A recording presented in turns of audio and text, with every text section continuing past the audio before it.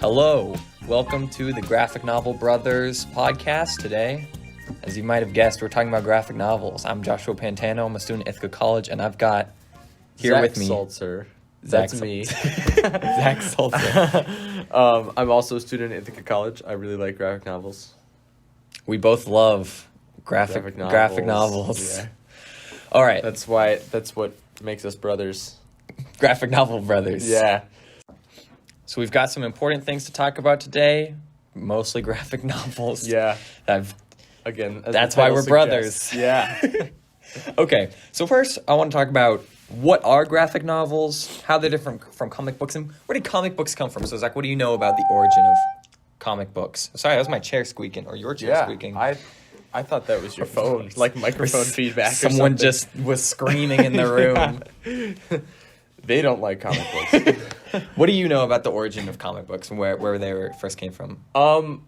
What I know about the origin is that they were originally sort of pulpy, and very kind of adjacent to propaganda almost. A lot of times they were used for like Captain America fighting the Nazis, Superman fighting the Nazis, Human Torch fighting the Nazis, all of these, especially the Nazis fighting the Nazis. The Nazis, yeah, and they were for not always for younger audiences, but for an audience that was looking for something that really aligned with their the American way, and a lot of they even had a lot of like Sergeant Stone, I think, was one of them, and Sergeant Nick Fury. That's probably later, but they were all like American Army stories, or they were like the original Superman, which was very blue and red, obviously. Yeah. Fighting for the values that were greatly supported at the time, and they were very cheap, and kids could go and get them and look at the pictures, the colorful pictures and stuff. But I think largely the stories were very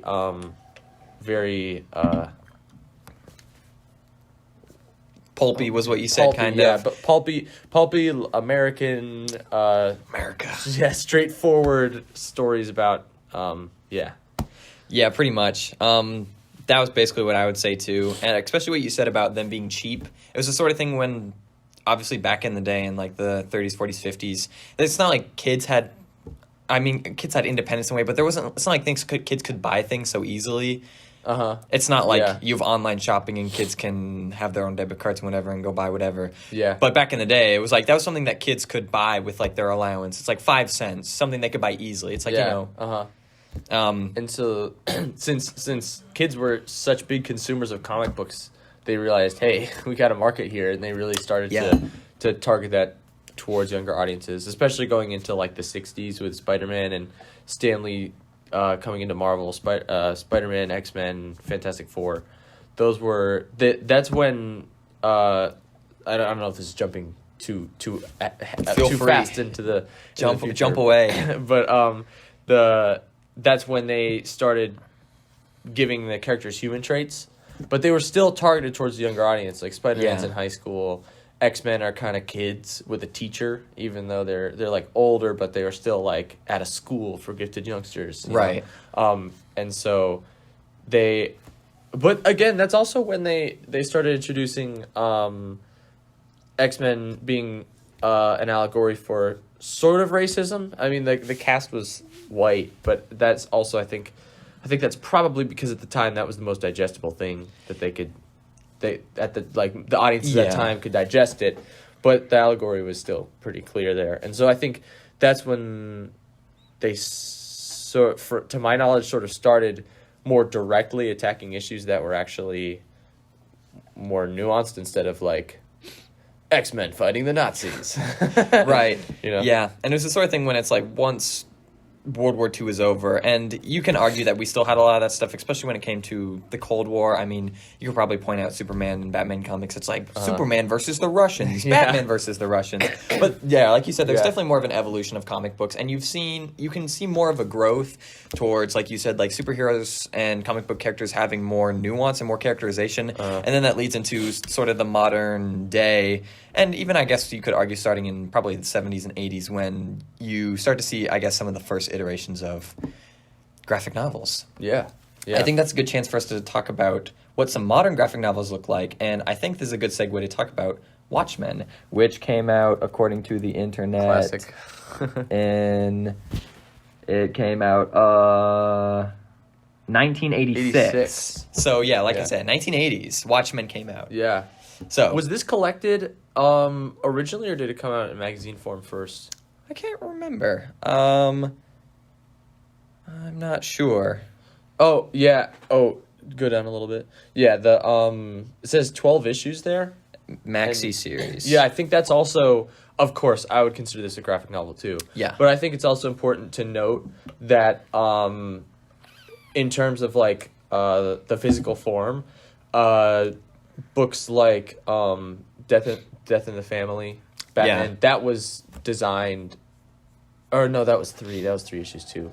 Marvel did a Death of Captain Marvel that I think was one shot. Really? Yeah, and I think that that those one-shot stories paved the way for them to do these miniseries. Well, I guess maxi series it says on Wikipedia, but these short series that were then collected into graphic novels. Yeah. I think that is a cool distinction because that shows like that.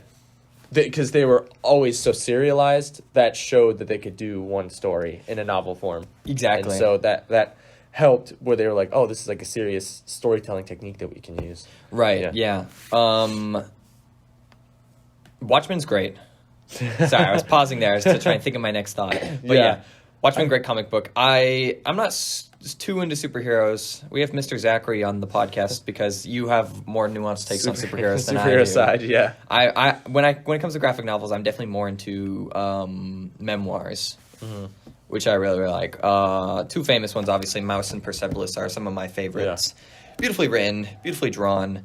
But I think since we're talking about Watchmen, I think it's a good chance to talk about violence in comic books. What are your takes on violence in comic books, especially in terms of censorship? And it's like, what should kids be allowed to see?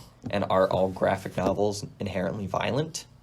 I love this question. I think I've always grown up being a huge action movie fan, superhero fan.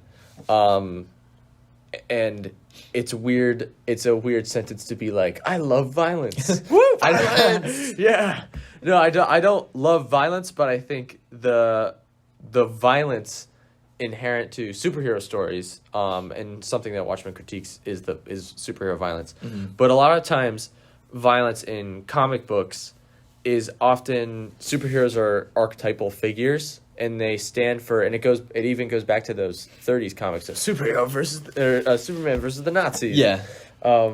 Weirdest running gag of all time. But they stand for a lot more than like people beating each other up. Yeah. They're heroic ideals, and they often have a sort of an allegorical meaning, like Batman being vengeance. Like he identifies as vengeance in the latest Batman film. I think that's 2022. 2022. Still 2022. And our current year. Yeah, exactly. So that is that's very important because he's not just a person, he's sort of the idea of vengeance. And so it examines vengeance and what that's like. And I think that with oh man, I lost my train of thought there. What can you go back to the the itinerary there? The itinerary. We're bouncing around a little bit. Bouncing around. Yeah, I was saying talking about violence in comic books. Something I want to say about violence in comic books is obviously I asked the question, are all graphic novels inherently violent? No, of course not all graphic novels are inherently violent, but I think that's a misconception that a lot of people have about graphic novels Right. because a lot of comic books are violent. There's the assumption that all comic books are violent, and obviously you should never generalize any form of media like that. So I would like to clarify, no, not all graphic novels are violent, Yeah, that's despite whatever important. your mom Yeah. and pop might tell you. Yeah, and I see you have written here lots of classic books feature grotesque violence and dark themes. Yes. Most stories that are good have violence in them. It's very, very hard to. Yeah. That's such an inherent part of our world, and I see you have Lord of the Flies listed there as an example that has Brutal graphic book. violence against children, and they teach it in schools. Yeah. It's, I'm not saying Lord of the Flies is bad. I think it's a great book. Yes, But it is.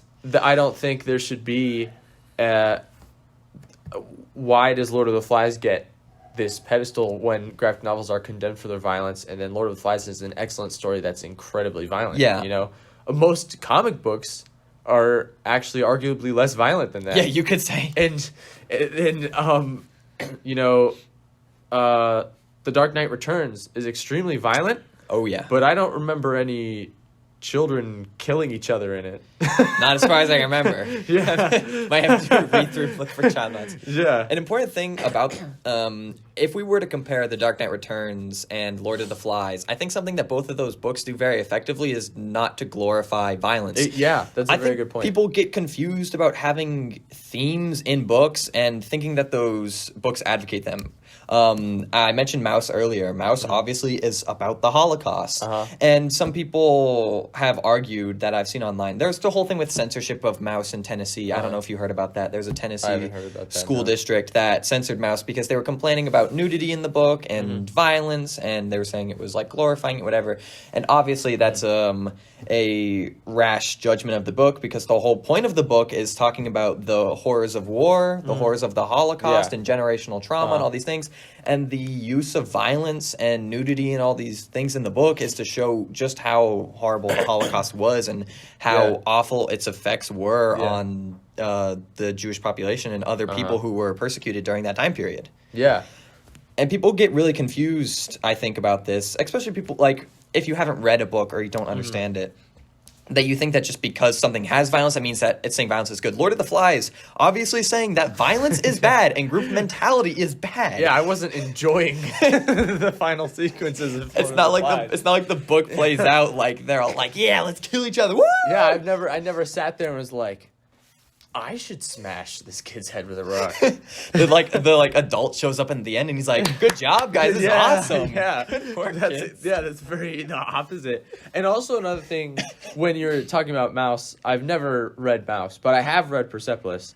I don't know if we mentioned that earlier, but it's Yeah, here on I did there. mention Okay, Persepolis earlier. Yeah, because what I'm about to say about Persepolis, I'm sure applies to Mouse in a degree, and it's completely different socio-political context. But Mouse has anthropomorphic characters, Yeah. and Persepolis also has a lot of characters that take the social issues and condense them onto the characters. Yeah. Which is a direct one of the strongest components of the graphic novel form. Yeah.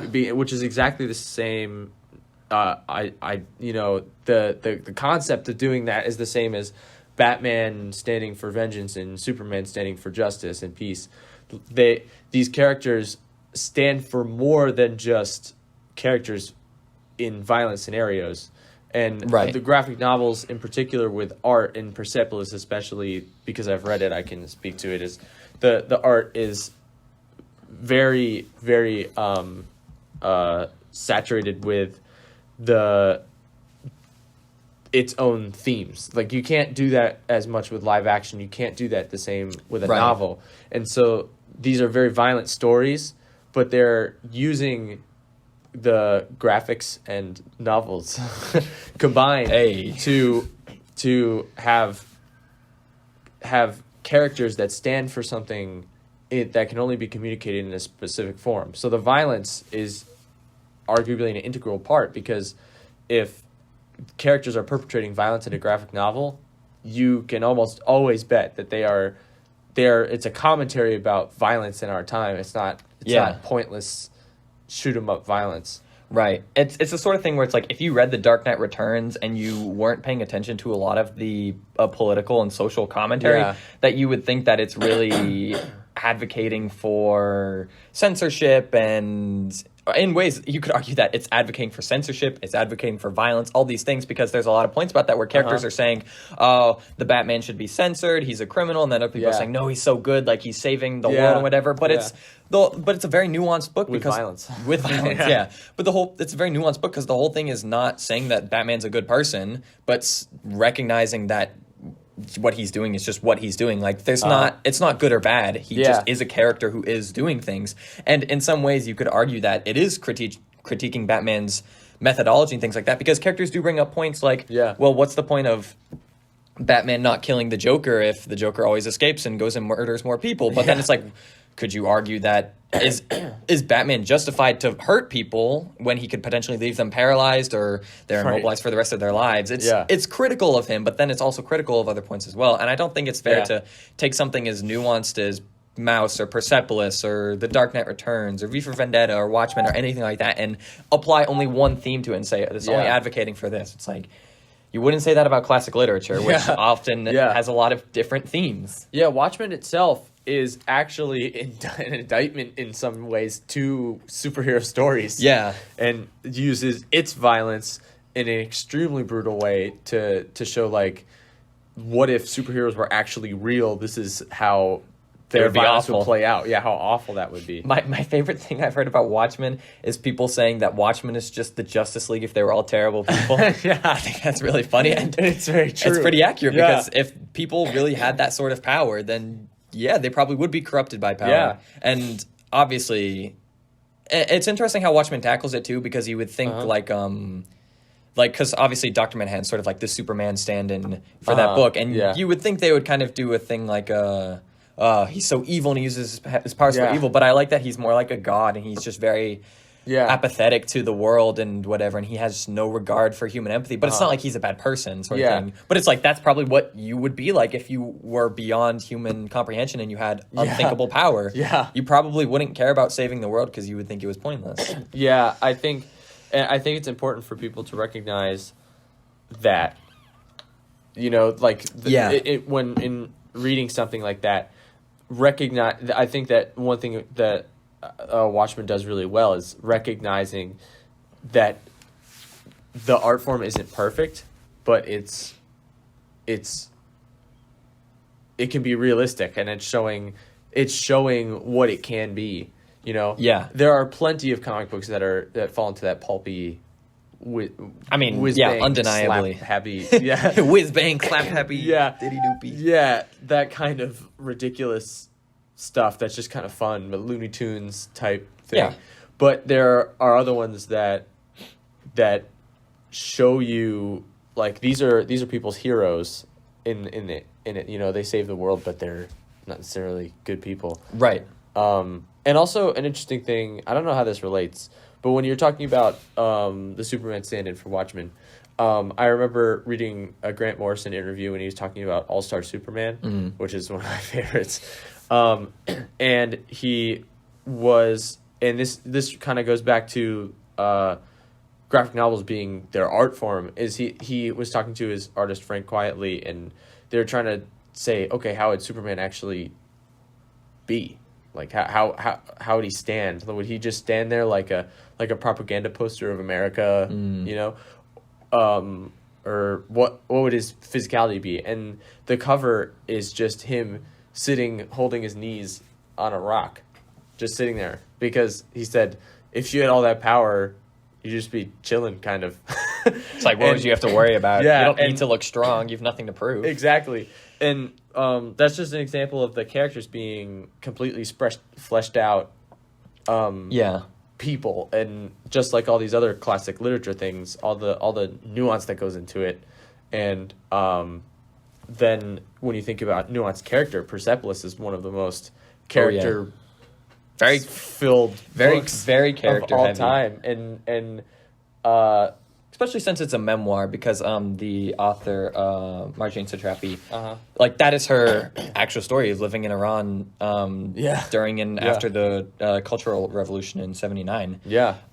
So when you talk about nuanced characters and people criticize graphic novels for having violence, it's odd to criticize a memoir because that's real life. Everything she's writing about were things that actually happened. So if you say, this actually ties into something I wanted to bring up, and I keep pulling up this article and then pulling away from it because I'm trying to find a good time to mention it. I have this research study by Alexis S. Tant and Kermit Joseph Scruggs titled, Does Exposure to Comic Book Violence Lead to Aggression in Children? Their takeaway from the study is that no short-term effects found in physical aggression or verbal aggression scores as a result of exposure to violent comic books. And yet, if you look at some other studies, I don't think I have one pulled up, but I have seen other studies that seem to take the stance of, yes, graphic novels or comic book violence do lead to violence in children. And you've also definitely seen this recently with video games. And so sort of thing, as I was talking about Persepolis, like these are things that happen in real life. And it's a true story, and you're teaching kids about something that happened. And yet it seems like a lot of parents are scared to expose their children to violence, even if it's something that happened in real life. And I can understand not wanting to expose your kid to violence in certain ways, but the next question I want to get into is, do you think that comic books can lead to violence in children, and should... How should we regulate comic books? Should they be regulated at all? Just that line of thinking, I guess. Yeah, I think that with regular man, that is a weird sound. With regulation of art and literature, I think that for the most part, if it's pushing an actually racist or sexist or anti-Semitic or any of these agendas that are discriminatory, then that's not good. But if it's exposing them and showing how bad they are, like Persepolis, her experiences in France in the second volume, all of that, that should not be censored. That's incredibly important for people to hear. And then for exposure to violence, and Persepolis is a memoir. It really happened. It has pictures, real but it's a memoir. Stories, it's an incredible book. And we read Night by Elie Wiesel, I think. I read that in school, and that's a memoir of the Holocaust, and that really happened. The stuff that is described in that book, it doesn't have pictures, but the stuff that's described is horrifically violent. Yeah, and it's just. It seems it's so contradictory to me for someone to want to censor a memoir of a catastrophe, or to not want to censor a memoir of a catastrophe like that if you're going to flip and say, well, when it has pictures, it's not like a real... It's a real experience. It's a real experience. And Elie Wiesel's experience was a real experience, and they should both have their light because they're fantastic works of literature. Yeah, I agree. It's an odd thing that when suddenly a novel has pictures... that seems to change people's perceptions about... it's stigmatized. Yeah, it's a work, because then it's something you can physically see. Also, I think it's something that's easier for people who are critical of comics to attack, because when you read a book and you flip it open, if you flip through Lord of the Flies, you're just going to see a bunch of words. Unless you physically read sections of it, you're not going to be able to say, oh, well, there's a lot of violence in this. But you flip through a graphic novel and you see a picture of a dead body or someone getting their head smashed in out of context, you say, oh my God, this is so violent. But like in Persepolis, they talk about a lot of torture that the Iranian government did to political dissidents. And if you just saw images of people being tortured out of context, you would probably go, oh my gosh, that's so awful, torture. But then if you cut out those images, you're missing out on a lot of crucial information about the history of that time period. Yeah, and something else too is all these graphic novels filter these events through the artist's imagination. And so when you see it, this is the artist's construction of it. When you're reading Lord of the Flies, you have to imagine a child's head exploding when you're reading it in your mind. So it's generating those images for you. Like, the graphic novel generates them for you, but in novels, you generate the images. Which could end up being more disturbing. That would be, that's potentially more disturbing. And I'm not saying, like, novels are worse or graphic novels are worse. I'm saying they're both contain violence.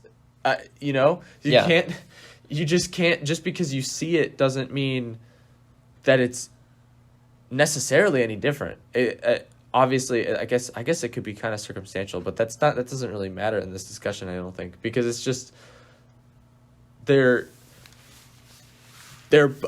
you can't graphic novels wouldn't exist without pictures. They need Exactly. pictures, and novels part of the wouldn't medium. exist without words. And both of them have the power to impact you with the violence that they communicate. Yeah. So condemning one for it because of its artistic, artistic elements Yeah. of pictures, just doesn't seem to have a lot of merit for me. Yeah, it doesn't make sense to me either. And I think the whole issue of censorship is really odd because I don't want there to be any misconceptions and think that, I don't know what your personal beliefs are, but personally, I think that if you don't want your child to read something, then that's fine. That's your decision, and you should talk about it with your kid. But I think it's the sort of thing where you shouldn't ban books ever, to be honest. It depends on the content of the book, to be honest. But for works that clearly are not pushing hateful messages and are being educational or teach you important themes and stuff like that, like I would never ban Mouse or Persepolis or Lord of the Flies or The Great Gatsby or any of these works because first off, none of them are hateful. And secondly, if you didn't want your kid to read them, then you should tell your kid, I don't want you to read this book. I want you to be older. I want you to have more experience in the world before you encounter it. It's the sort of thing where if you don't want your own kid to read it, that's fine. But to have it censored for everyone, I think is wrong because you should make your own judgments. Yeah, I think that because are we talking about like in schools and education? Yeah. My assumption here is like public schools because I went to public school and that's where I read Persepolis and I read both of them in school actually. In a public forum for the education of children, I do not think that they should ban those books because absolutely not. I those are such important things to read. If you're in your private residence and you don't want to read it, then okay, I guess whatever. But in a public space, the story that Persepolis tells is an incredibly important story for people to hear. Exactly. There's even a movie of it too, and I have never heard anyone say, "Oh, ban the Persepolis movie." It seems to be the comic book is the one that's stigmatized as bad. Yeah, I haven't heard too. I've definitely heard points about Persepolis being criticized. Mouse was obviously the big one with Tennessee, and I could actually pull it up right now. If I remember correctly, the reason that they banned Mouse was because of violence and other issues in the book, and I think Art Spiegelman, the author, spoke out about it. I have a New York Times article up right now. They said Lee Parkinson, director of schools for McMinn County, said there is some rough, objectionable language in this book. Art Spiegelman, the author, there's a quote from New York Times. Art Spiegelman, the author of Mouse, said he was baffled by the decision. This is disturbing imagery, he said in an interview on Thursday, which is Holocaust Remembrance Day. But you know what?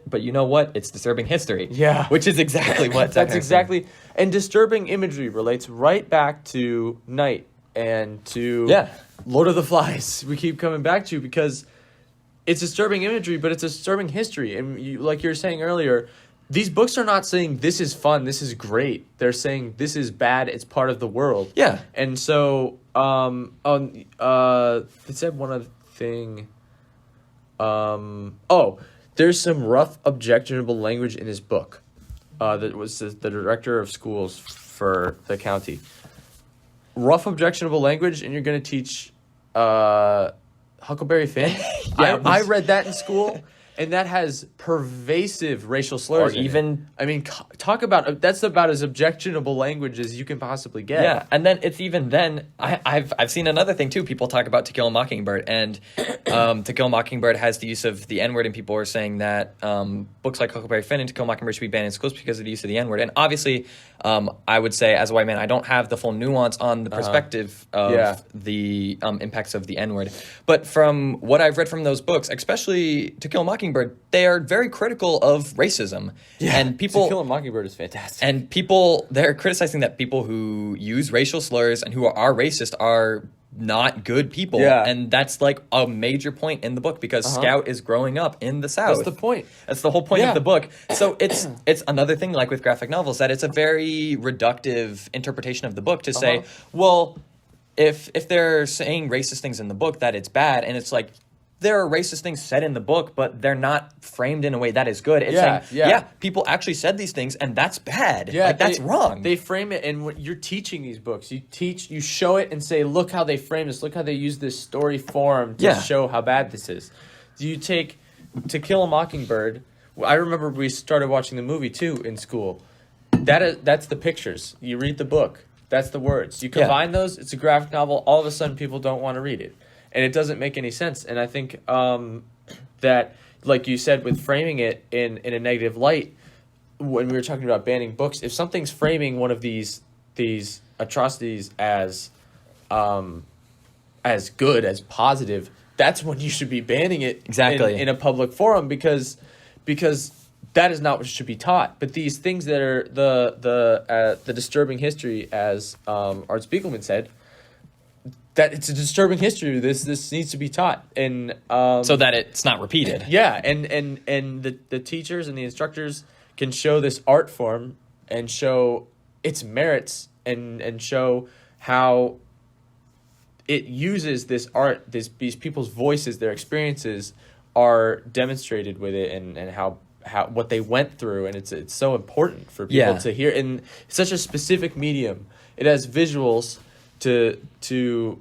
for these emotional impact of all this art, this visual art, and then the words of a novel for rationalizing thoughts and explaining thoughts and emotions, and paired together, that is an incredibly powerful experience. I agree. A very unique medium. And it's the sort of thing where you say there were Jews who were exterminated during the Holocaust, who were gassed during the Holocaust. It's you say that, and that's one thing, and you can imagine it in your head. And that's another thing, to be reading a graphic novel or to be watching a movie about it, and you physically see it. Yeah. And that is really disturbing imagery. And if your kid is too young and you don't think maybe they're ready for that, then that's your decision. But it's something that is important to learn, because they will be ready for it someday. Someday they will be, or I hope they would be. Yeah. Because it's really disturbing, and it's important to see it, because then you understand just how horrific it is. It's the sort of thing when it's like, because you can talk a lot about desensitization to imagery and stuff about that, and that's definitely more of an issue of, I would say, our generation, because with us being on the internet, hyper consumption of media, that's a whole. But that's not to say that we shouldn't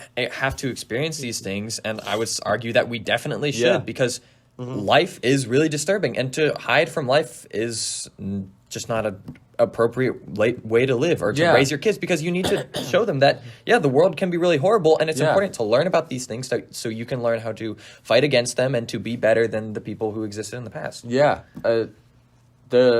Again, with the rough objectionable language, I'm sure those kids probably encounter even rougher language than in some of these books when they are just at school. I mean, at school, at home, at the supermarket, anywhere else. And you're talking about being ready to see it or hear it, and in a public educational setting, I'm sure that they hear way worse stuff than this language, and they confront the rough, objectionable parts of life. Yeah, and so to be teaching this can give kids tools to understand the rough, objectionable parts of life. That's why the author Art Spiegelman here is talking about it being a disturbing history. That's why he put the rough, objectionable language in. He's not like, because it was disturbing. He's showing you how awful it is. Yeah, so people need to be educated about it. And with graphic novels, it's a very unique educational experience that you can get from it. Yeah, it's like Persepolis, and talking about art being. Sorry to cut you off. No, you're good. You're good. Thought of this. Yeah. No, go ahead. Talking about the art being symbolic and allegorical. That is a very unique experience of reading something like Persepolis. Yeah. Where you can understand it on a much more almost spiritual level in that particular sense. Yeah. In that scenario, that you cannot get from the same way from someone talking to you about it or reading a novel about it. And that's why graphic novels are so important, is because they're visual art with a the sort of the narrative of a novel. It's a very unique experience, and can be very. I still remember reading Persepolis, and it's been like 7 years since I read it. Yeah. So Yeah, I read it in high school. Another thing I want to talk about with the McCain County Board of Education on Maus, some more specific reasons from the same New York Times article we're looking at. They criticized it because of its unnecessary use of profanity and nudity and its depiction of violence and suicide. I'm guessing the suicide they talk about is, spoilers for Maus, Art Spiegelman's mother committed suicide when he was still a kid, I think. That's what I remember. Yeah, she committed suicide when he was a child. And yeah, that is really awful. Yeah. And the sort of thing that I want to clarify, because if someone were to listen to this podcast, someone who maybe was a parent and they had children and maybe they felt really hesitant about their kids seeing violence and suicide and profanity or nudity and things like that, I would want to say that I don't think you can stop your kid from encountering this issue, because at some point someone in their life might die. They might see profanity in the real world. They will probably see nudity and violence and suicide, all these awful things. And I think it's important to expose your kids to these things. And as a parent, I think your goal should be to talk with your kid about these issues and to say, yeah, these things are really horrible, but they're a part of life, and it's important to have people around you who can support you and be there for you. And so to remove Maus from school curriculum because there's nudity and violence and suicide, it does not glorify any of these things.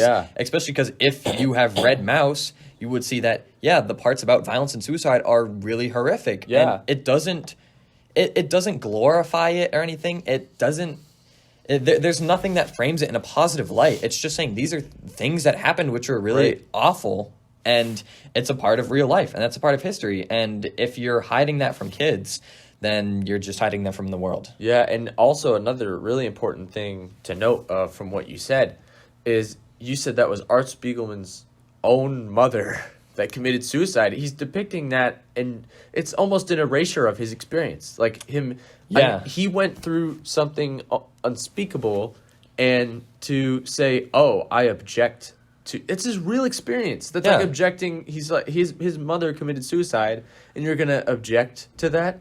Object to showing that to kids because it has pictures. What do you? And also, it's the sort of thing where it's like you hide that from kids. It's like, what are you going to do? Let's say for some awful reason that there was a kid who's maybe one of his parents had committed suicide or someone you knew committed suicide. And if you're hiding that from kids, how are they supposed to grapple with that, something horrible like that? You're just teaching them to push it down. And these are awful things that kids should be able to talk about in an open way and be able to express why it's concerning to them, why it's frustrating, and the emotions that they go through. When you hide these things down and hide them from kids, all it does is cause these painful feelings to boil up inside them. These are things we should be able to talk about. Yeah, it's an educational forum. That's what we're talking about. That's the point of school. That's the whole point of school, is to talk about these things.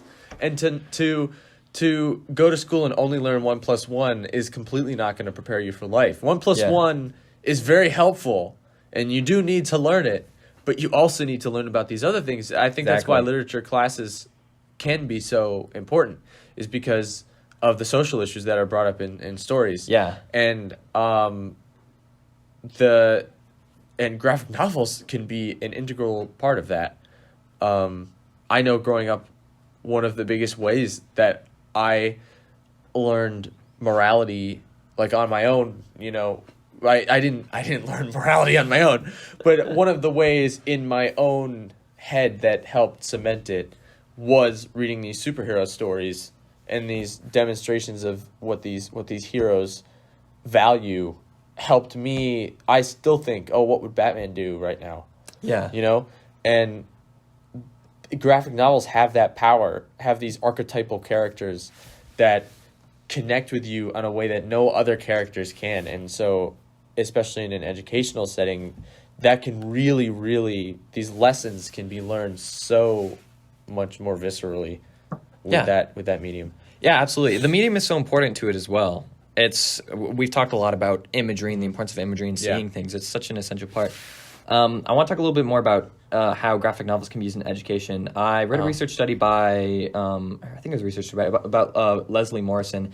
And one thing that Morrison talks about is the impact of graphic novels on developing brains, particularly in how the brain processes words and images. And it's a really essential part in getting this opportunity to read things that are in a different medium. I think that's important for schools to tackle a lot of different mediums of literature and reading, like outside of reading classic literature and chapter books. I think it's important that kids read plays and read poems and read graphic novels and all these things like that because, it's a wide educational experience and it's good to branch out and experience all these different things. And that's not to suggest that classic literature or chapter books or novels should be cut out of curriculum because that'd be crazy. Yeah. But I think it's important to include other forms of medium, especially because you could argue a part of school is to teach kids to find their passions and things like that and to learn about new things. So how are you going to learn about theater if you never read any plays? How are you going to learn about art if you never read any graphic novels? It just doesn't really make sense. Yeah. There's another thing I read too about. I was like, is there a question in there? Yeah. I was just making a point. Another thing I was reading about in a research study was the importance of graphic novels for kids who struggle with reading. That graphic novels or comic books, picture books, and things like that can be really helpful because it provides picture accompaniment with words. So for kids with dyslexia and other things like that, it's a good way for them to get more comfortable with reading because as they're reading something, they have images to go along with it, and typically there are a lot less words. Yeah. And I don't think it's fair to have kids only read these sorts of books and to not be mindful of a lot of other students because you should challenge kids to read and give them challenging books and, really make sure they're learning. But I don't think it's fair to be giving only a type of book that's only benefiting one group of kids. For people who have issues reading, like that's something that they cannot control. And I think it's important to be mindful of what sorts of things that would help them read. And it's not like graphic novels are a lesser medium just because you could argue they're easier to read. Yeah, of course not. And I don't think it's fair to compare them in that, to make any comparisons in that way. Because you could try and argue that classic literature is less advanced than graphic novels because it doesn't have imagery. Yeah. Would you argue that a book is less advanced than a movie because a movie has pictures? Yeah, I was going to say, you can, like, all the Ingmar Bergman movies, like Persona and stuff, are like, you could watch it 100 times and still not notice everything in it. Yeah. But it's like, you could, any 4-year-old could sit there and watch Persona. But that doesn't mean that it is completely, just because you can consume it doesn't mean that it's simple. Like exactly something, or even Persepolis, it has purposefully not childlike, it's very well drawn, but it is very minimalist, almost childlike drawings for a point. Yeah, because it's a story about her childhood and growing up. And so a child could sit there and look through it all day long and consume it and even read it if they were like 7. But they wouldn't understand it. They wouldn't understand it because... Or if they were like a super genius 7-year-old, they might understand it. Yeah. I don't know what kind of 7-year-olds are out there. Yeah, but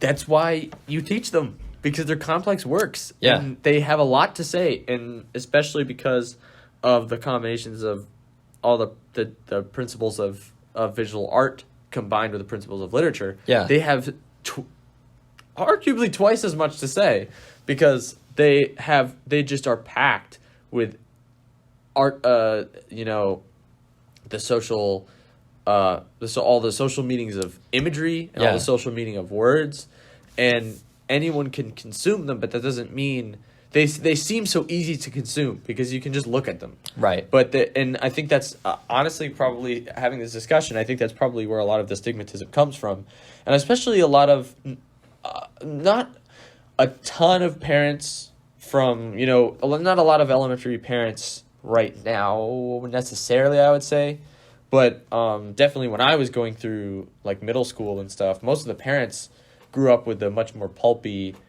child sort of oriented comic book. Yeah. And the graphic novel they just see as a comic book. Just an extension of that. Yeah, I would say, I would actually clarify, I would say comic magazine for the serialized stories, because a comic book I still sort of equate to a graphic novel because it's a book. The comic magazine is more of like, I would say, a weekly issue based serialized story that's still fun, but not necessarily like incredibly dense. Yeah. And so they were used to the comic magazine, and they just sort of equate that to, this is not gonna, it's a developing brain and they're just looking at these comic magazines. you know, and that's not what they are at all. Yeah, exactly. They're not. There's not. There's a lack of. It's almost. I don't want to. It's weird to say a lack of understanding because it's not like they couldn't understand it. It's just that. But I would say that they just don't know. They don't. Yeah, they don't. They don't go into it going, "Oh, this is another type of literature." They go into it as saying, "This is like a 5-cent book of pages with pictures of people running around." You could say, I think there's a lot of parallels to be drawn between video games and graphic novels because, where a lot of comic books were, or comic magazines were really pulpy and violent and things like that, that the medium has evolved and there are a lot of graphic novels that tell really meaningful stories. And you could say the same exact thing about video games, that where video games back in the day were basically just arcade cabinets, that you play on and you play Super Mario Brothers game and you jump through a couple levels or jump over barrels. Now video games can tell really complex and nuanced stories about characters and have really powerful themes. Yeah, and I think too, it's just because something is really, really simple doesn't mean it's actually bad. And I know we're talking about these dense things, but even with the development of the medium, there are plenty of superhero stories that are incredibly simple, but that doesn't mean they're bad. Like Mario is really fun, but it's not particularly deep or dense necessarily emotionally, but they are constructed for a reason. Yeah, there's purposeful reason for why they are created in the way they're created. Yeah, and so they realized there was so much potential with they came out with these really simple stories, and they realized there was so much potential for where that could go. Same with video games, same with movies, even same with writing. I mean, poetry started out as complete straight up verse, and then like modernism or whatever, they just write words on a page, and evolved. It's changed. It's evolved. You can do whatever you want, and so to constrict graphic novels in a way that they don't constrict poetry. I remember reading really abstract poetry in school, and no teachers were like, "Oh, that's stupid," but for comic books, people go, "Oh, that's not as enriching." When like any form of art has its merits, especially like Mouse, Persepolis, Watchmen. I forgot the name, but like they all have their merits in the same way that novels and sophisticated poetry, and I mean sophisticated in the sense of like its structure and stuff is much more nuanced. But that type of stuff, we read that all the time in school, and graphic novels are not put in the same bin of high art as some of these other art forms.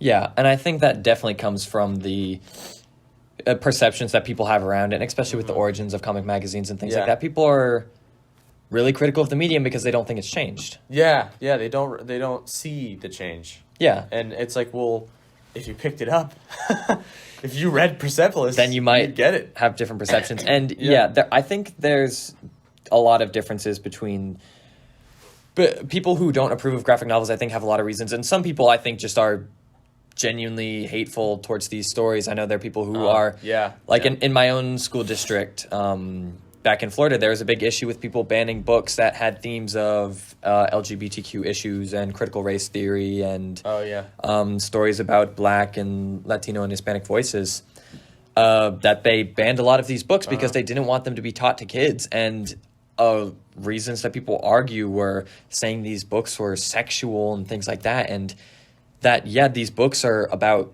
sexuality or they're about race or they have these potent themes. Yeah, it doesn't mean they're exploitative. It does exactly. Yeah. They're not exploitative, especially because a lot of them were like kids' books. And I can't remember what the book was called. There was I think it was a pictures book by someone on the show RuPaul's Drag Race, right? That's what it's called. You heard of that show? Yeah, I know what you're talking about. Yeah, I'm not sure what it's called, though. I can't remember. Someone on that show wrote a picture book, and it was oriented toward kids, and I think it was about like a hamster or a gerbil or something like that. And it's like, just as fun as any other kids book. Yeah. And it has a theme of LGBT issues, and the message of the book is that you should be proud of who you are and you shouldn't have to change who you are. Yeah. Which is a good message to teach to kids, but because it has that backdrop of LGBT issues, that parents didn't want it in schools. And they were saying that I don't want my kids to be seeing that. And it's like, if your kid is going to come out to you as gay or lesbian or transgender, bisexual, or any of these things, that you can't, that's not something you should stop them from doing. It would happen to them regardless. It's good for kids to be exposed to these things, because then if you are going through puberty and you are experiencing things and you think that you might be fall into one of those categories, then it's good that you've had exposure to that Yeah. so that you can understand what you're feeling Definitely. and learn more about yourself. And I think it's really odd for parents to try and hide their kids away from these very real things. Yeah. Something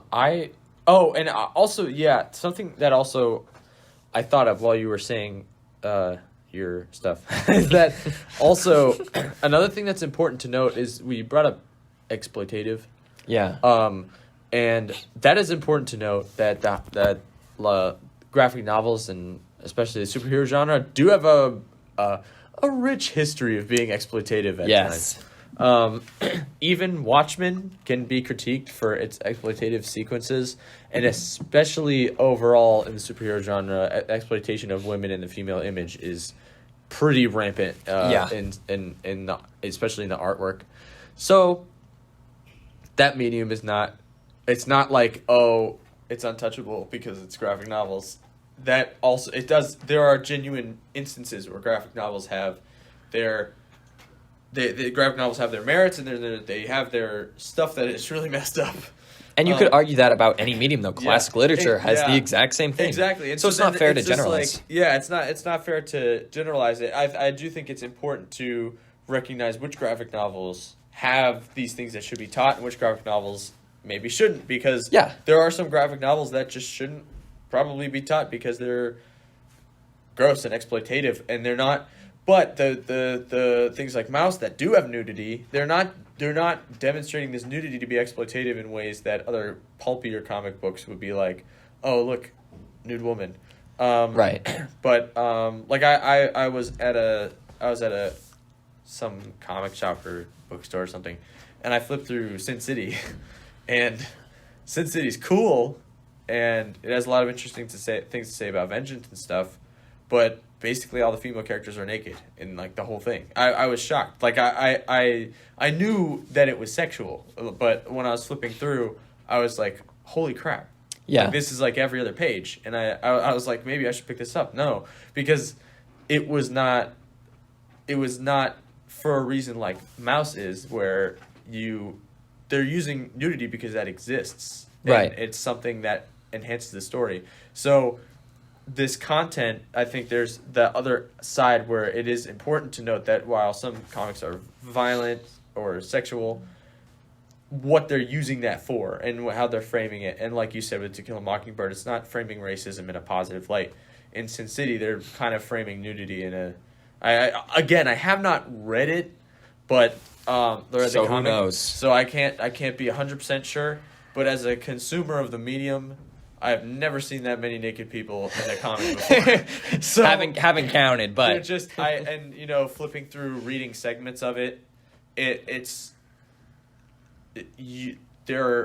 was just put in, or if you flip through a comic and there's tons of explosions and not a lot of dialogue, you can just guess that those explosions are not in there for a good reason. And even then, like, obviously, one thing I want to say is that we're not suggesting that the educational curriculum for graphic novels should be a free-for-all. Just like classic literature, that's a better way of putting what I was trying to say. That you should read these graphic novels and make educated judgments about their content. And judge their merits. Yeah, and who knows? If you read Sin City and you found that Sin City was actually a very nuanced take on women's rights and society and vengeance and all this stuff, then maybe you would teach in school. But if it is exploitative in a way, and you could argue that there are works that you should not show to kids. And if Sin City has themes of like what is the role of women and like it sort of does and being sexual objects, then you don't have to teach that in elementary school. Like that's something that can wait until you are high school or older. We're not saying let elementary school kids read Persepolis, because that's another thing, like the age of consumption of understanding. Yeah, it's the age of understanding. It's not just like you wouldn't read Lord of the Flies in elementary school. Yeah, it's the age of understanding. It's not the age of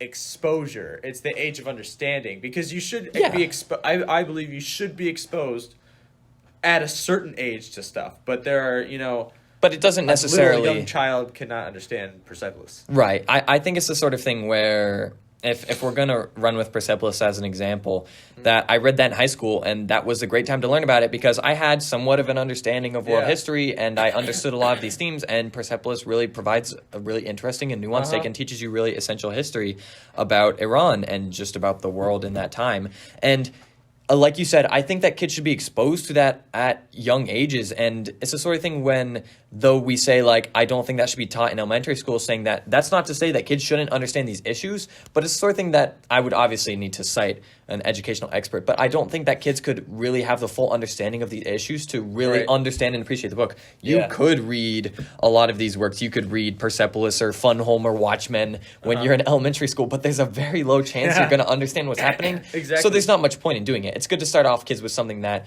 is more digestible and is made for their audience. Like Persepolis and Fun Home and stuff like that is not made for these audiences. But it's important that they still have exposure to these things. And then when they are old enough and they understand these issues and then need to understand it in a more nuanced way or want real life examples, then it's time to read those works. Yeah, I agree. And I think that kind of goes back to like the graphic novel being a place where experience can be related in an extremely intimate way. Yeah. With internalized thoughts externalized on the page with pictures. Children that are very young just simply don't have the life experience to have the same amount of relativity to it. Yeah. You know, reading Persepolis in high school, Persepolis keeps coming up just because it's so rich with that. And you've gone through experiences that are like when she is questioning God in those sequences with her dreams about God. It's stuff like that where like a 5-year-old has probably never considered that. And so even though it could be easy for them to consume it, they would just have no grasp of those concepts, whereas like older children can really learn a lot from this kid's struggles. And obviously the socio-political context of her struggles are probably a lot different from like people in the American school system, but the emotional context where a lot of, you know, her feelings of rebellion and abandonment and religious questioning. In the second one, there's a lot about her. What do you call that? Her sexuality coming to and understanding herself as an adult and a woman. An adult. Yeah, I mean, all of that stuff can be very relatable. It's so poignant in that book, and so it's so relatable to and digestible by people of that age group. Yeah, exactly. And they can learn so much from it. And then on top of it, learn an incredibly important and often buried historical sequence of events that like I had never really heard about it before I read the book, but that is such an important part of history. Absolutely. It teaches you a lot. And obviously we're talking about Persepolis and we've talked about Mouse and all these other things. But an important thing, as Zach and I mentioned earlier, is that when you're considering what graphic novels should be taught in schools, it's important that you have people read them and consider the content in them and say, is this appropriate for an audience? And you shouldn't base it on, is there violence in this book? But you should judge it based on, will kids be able to really comprehend and understand it? Zach just watched as I typed in on the internet and pulled up graphic novels for kids because as this massive list we now have on Google, there are a lot of graphic novels and comic books that are oriented towards kids, and a lot of them teach important themes and messages. Yeah, Smile is really good. Smile's a great one. New Kid by Jerry Craft. Miles Morales. Miles Morales. Miles Morales as a character is an incredibly important character, especially for our time. Yeah. Has mixed ethnicity, growing up in an urban setting, in a place where superheroes are largely white, and he's a blossoming superhero, saving the people in his area and largely in his ethnic, sharing an ethnic background with him. Yeah, it's such an important story, and Miles Morales stands for more than just a kid with spider powers. You know, the movie. This is the movie, but a lot of the themes are transferable. It's like his father was a cop, and his in the video game, his mother's running for office, and I can't remember if that. I think that's in the book, but his father is a cop. He's a black cop, and his mother is a Latinx woman running for office, and he is a hero in that his parents are heroes in their everyday real life could happen to us American way, and then he is this superpowered condensement of that heroism, of both of their combined heroism and being a minority and fighting against these unthinkable evils like Kingpin, physically huge, white, powerful, corrupt man. You know, I mean, such a straight allegory. Yeah, and I think it's straightforward. It's really interesting how graphic novels for kids will use things that are really fantastic or out there to help kids understand things. I'm a big fan of the Hilda series by Luke Pearson, also an animated series on Netflix, and actually, I wouldn't say Hilda necessarily tackles themes that are super powerful like race or injustice or things like that, but it has a lot of important themes about learning who you are as a person and appreciating the world and making friends. And in the I think it's the second and third issue of the Hilda comic series. Spoilers, by the way, if you're planning on reading this, or your kid's gonna read it, maybe skip ahead a little bit in the podcast. We'll give you a timestamp. We'll put a timestamp right here. Now I got to listen back to this and put a timestamp. Hilda makes friends with a giant, and the giant ends up crushing her house. And so she and her mom have to move to... Oh, Hilda. She and her mom have to move to the city, and Hilda's really nervous about moving to the city because she's lived in a very rural area, and she's really nervous about making friends. Talk about important themes because, if you were a kid reading that and let's say your mom or dad or parental figure or guardian, whatever, just got a new job in Chicago or Detroit or New York City or something like that, assuming you live in the United States. If you read that and you saw how Hilda faced her fears and moved to the city and accomplished this big thing, then you would probably feel more secure about that as a kid and be like, oh, well, now I see maybe it won't be so bad. I don't necessarily need to be so scared. So I think you could try and dismiss Hilda or Miles Morales or Smile or New Kid or all these other comics as being whatever. They're just cute little picture books for kids, and it's like they tackle like really important themes, even stuff that's really silly. Like I don't know if you've read the Dave Pilkey Captain Underpants books or Dogman or anything like that. And they are inherently really silly, but they do tackle really important themes like what does it mean to be a hero and the importance of friendship and all these things. And also for very young children. Young children. Also, I think it's similar to the way I grew up learning a lot of values so directly with these superhero. Yeah, like very linked to these superhero things. And I think it's fine to let kids learn about these important things in fun and silly ways because kids like to be fun and silly, and you can still teach important messages while having a light tone about it. And when you need to be serious, like these comics are serious. But when they need to be fun, they need to be fun. And for kids growing up in a world that can be hard to understand, and kids every day face things that they don't know and need to learn about, graphic novels and movies and books and all these different mediums can be really secure ways for them to tackle challenging subjects and things they might not understand. It's like when you watch important movies and things like that. Like one of my favorite movies is The Iron Giant, which is an animated movie. Try to tell me that's not an important me that's not an important movie. Another spoiler coming up for The Iron Giant, but The Iron Giant has, I guess not really spoiler, but The Iron Giant has themes of death, especially in the movie. It's said that Hogarth, that's the main character, his dad died in I think I would guess it'd be World War II because it takes place like early Cold War. That his dad died in war. And there's a great theme in that movie about souls and what happens after death and being and not being okay with death but coming to terms with it. And that's something that kids need to learn, especially if they have grandparents or parents or family friends who pass away. It's really important for kids to be able to talk about that with their parents and learn about it in mature ways. Because if you don't let kids learn about these issues and you hide them from them, you're not helping anyone. If you're doing anything, you're hurting your kid. Yeah, and in the vein of Persepolis and Mouse, that movie also has an extremely interesting yet kid-friendly take on like Cold War politics. And that's an important, especially like for American children. I mean, well, you know what I mean. I mean, we're talking about the American educational system. So it from that lens, understanding that how complex that situation was, and it's not like, oh, there's one good guy, one bad guy. That movie is very, very, very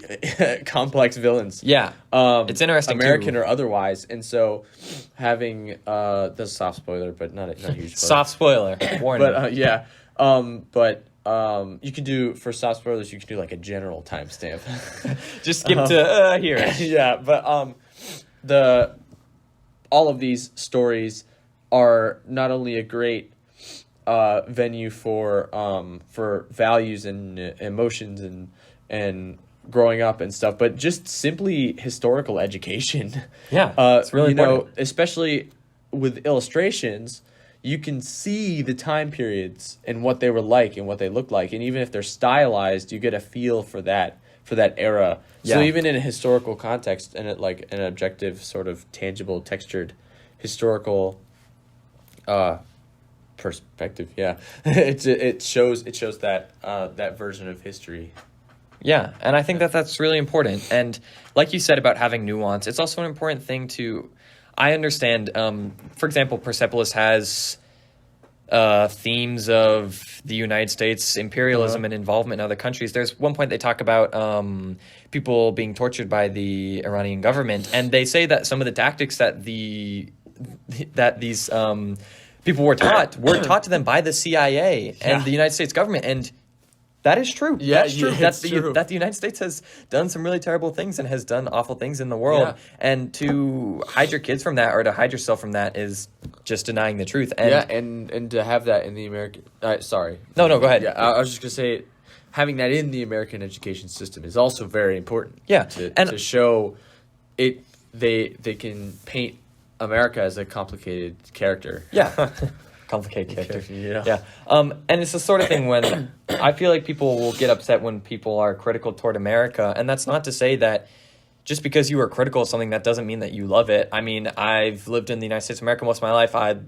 I love my country, but I do recognize that the United States of America has done really terrible things in the past, and that there are reasons that you should be critical of your country, just as you should be critical of any country who has done wrong things. And that's not to say that one wrong thing generalizes to all the people of a country. Yeah. But when you live in a country and you say, I'm proud to be an American, you can be proud to be an American. It's just important to also recognize that my country has done bad things, and I do not condone those bad things. I condone things that are wrong, and I support my country for the things it does well or the things it does right. Right, yeah. I agree. I think we're running on about an hour now, a little over an hour. So we'll only be in here for about a half an hour. Yeah, I told Zach about half an hour. It's now been an hour, so I'm got a lot to say. we had a lot to say about graphic novels. That's why I brought you on. I wanted to bring us to some final thoughts. Final thoughts. Anything else? What are your takeaways? My takeaways. What have you learned today, Zach? That we're really good at not spoiling movies, but still talking about their political context. Yes, that's one of our main skills, I think. Would you like to go first? I would love to go first. I can jump off yours.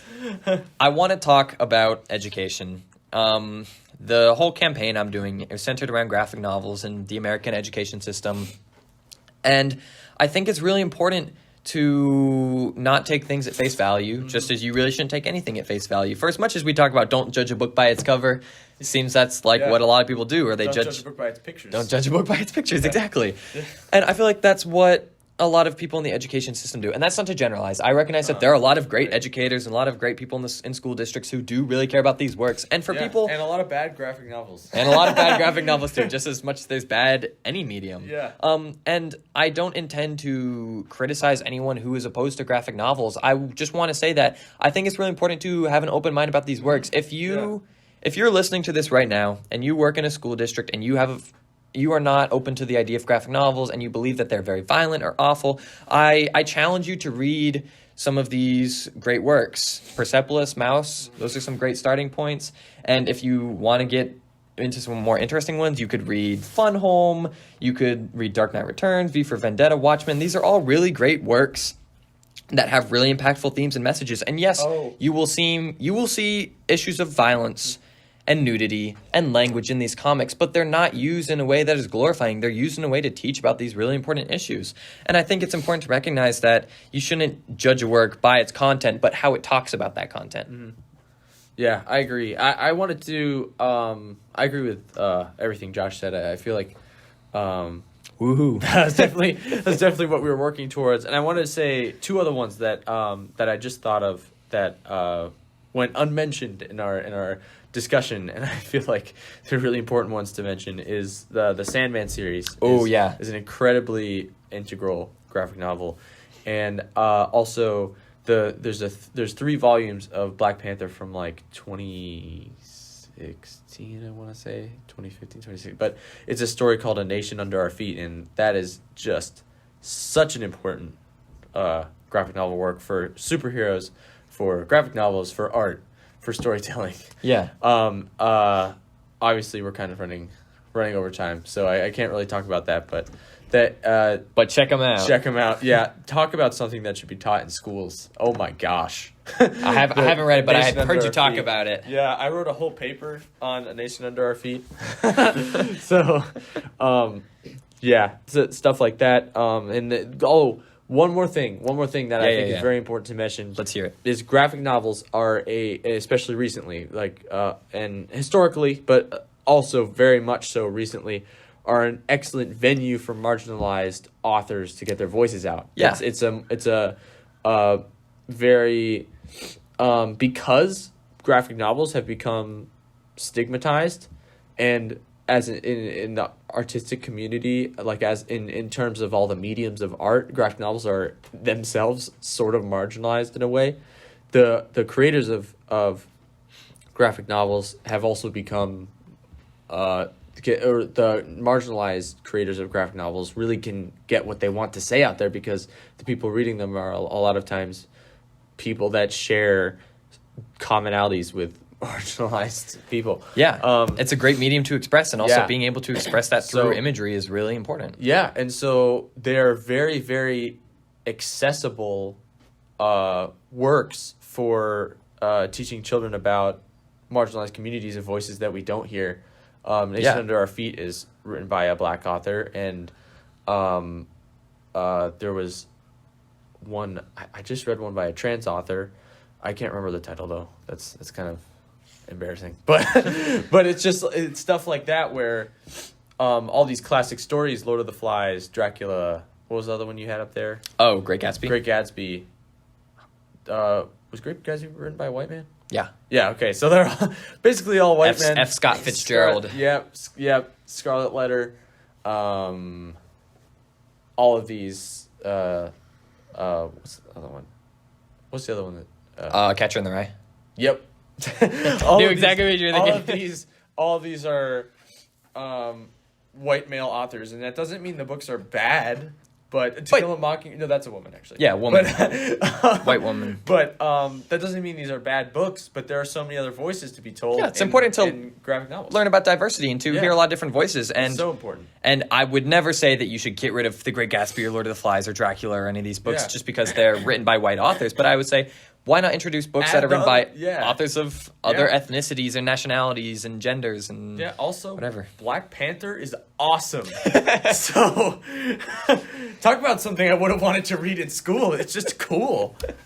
I think that's another thing that adds to it is just aesthetically, superheroes are so awesome. Like, they're just so powerful and so easy to latch onto. Outside of all the points we've made about education and censorship and stuff like that, graphic novels are just really cool. They're just really Final cool. thought. Yeah. I'd like to do some acknowledgments.